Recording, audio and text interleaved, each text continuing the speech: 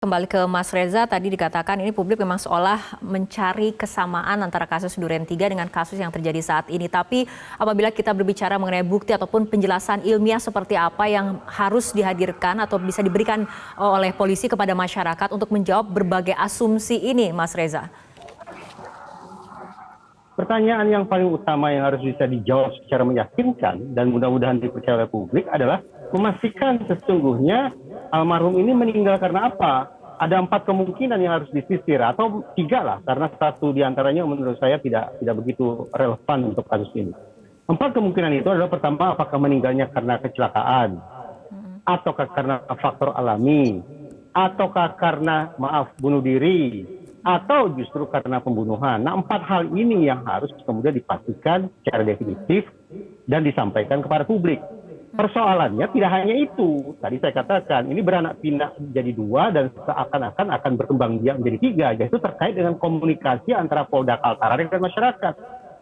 Kalau sudah terkait dengan masalah yang kedua ini, yaitu komunikasi antara Polri dengan masyarakat, saya khawatir betul pada kasus ini karena pola komunikasinya tidak proper sejak awal, akan sangat sulit bagi Polda Kaltara untuk meyakinkan masyarakat bahwa investigasi sudah berlangsung secara menyeluruh, tuntas, objektif, dan transparan. Atas dasar itu, menurut saya, agar kemudian nasi tidak terlalu lembek menjadi bubur, dengan kata lain agar kepercayaan masyarakat masih bisa dipulihkan, cara yang masuk akal adalah dengan melibatkan pihak ketiga. Siapa pihak ketiga? Saya sejujurnya ingin mengatakan Kompolnas, tapi maaf, dalam kasus penembakan terhadap mendiang Brigadir Yosua, Kompolnas pun pernah terpeleset, ikut dalam arus bahwa skenario A, B, C, dan seterusnya. Atas dasar itu, patut untuk dipertimbangkan oleh Polri untuk melibatkan pihak ketiga, yaitu pihak yang independen, misalnya dari perguruan tinggi.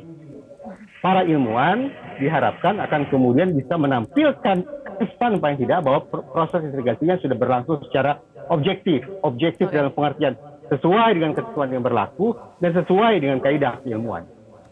Oke, Pak Susno tanggapannya? Ya, saya sependapat dengan Pak Riza ya, karena melibatkan pihak ketiga satu-satunya jalan untuk mengembalikan kepercayaan publik bahwa pemeriksaan telah dilakukan secara ilmiah, jujur, transparan gitu, dan bisa dipertanggungjawabkan. Nah, pihak ketiga yang dilibatkan ya bagus itu. Apa salahnya kita melibatkan orang pihak ketiga yang betul-betul netral sehingga hasilnya dipercaya.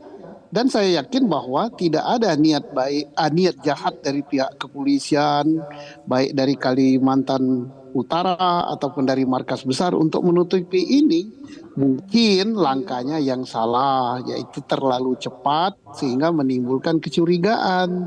Nah, untuk itulah perlu dikembalikan dengan melibatkan pihak ketiga yang independen, yang betul-betul mempunyai kemampuan secara ilmiah dan bisa dipertanggungjawabkan. Oke, Pak Susno, untuk spesifikasi Senpi-nya sendiri adalah jenis HS9. Apa kemudian catatan Anda mengenai Senpi jenis ini? Apakah memang pada saat proses pembersihan memang rawan ada insiden atau seperti apa? Semua senjata mempunyai pengamanan yang sangat bagus. Semua senjata mempunyai kemungkinan yang bisa untuk membahayakan. Itu sifat daripada senjata. Tetapi sebelum diberikan kepada pemegangnya, mereka sudah terlatih dan teruji. Tidak hanya terlatih, tapi teruji. Sudah dilatih menggunakannya dan sudah teruji dan sudah matang dari segi kejiwaan, sehingga betul-betul dia dipercayakan untuk memegang senjata itu.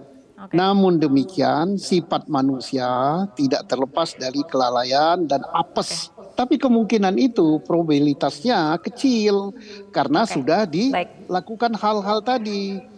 Diuji kejiwaan, diuji skillnya, dan lain-lain gitu. Oke, baik. Kita kembali ke Mas Reza, mungkin sedikit profiling sendiri mengenai senjata api yang ditemukan, waktu dan lokasi penemuan dari almarhum, posisi almarhum sendiri sebagai pengawal pribadi. Bagaimana Anda kemudian secara garis besar melihat analisis dari kasus ini, Mas Reza?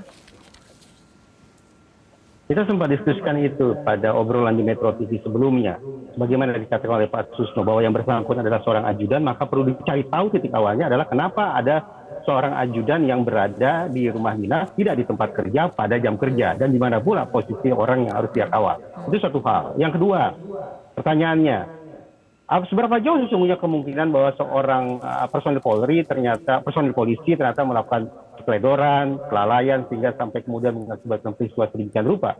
Nah, kita memang selama ini beranggapan atau berasumsi personil polisi pasti terlatih untuk untuk merawat senjata api yang dia pegang.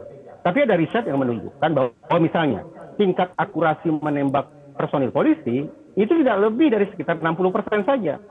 Artinya 40%-nya ternyata meleset, ketika menembak meleset. Nah, kalau kemudian kita berpikir secara analogis, kita menemukan dasar untuk kemudian mengatakan bahwa kemungkinan terjadinya kecelakaan bisa saja berdasarkan riset yang saya kemukakan barusan. Tapi kembali lagi, segala spekulasi ini harus dijawab lewat proses investigasi. Dengan kemudian dikomunikasikan secara meyakinkan ke masyarakat. Oke, baik, kita tunggu penjelasan ilmiah, transparan, dan meyakinkan dari Polri, terutama terkait penyebab kematian dari Brigadir Setio ini. Terima kasih Mas Reza dan juga Pak Susno telah berbicara bersama kami malam hari ini dalam Prime Time News. Dapatkan informasi, download Metro TV Extend sekarang.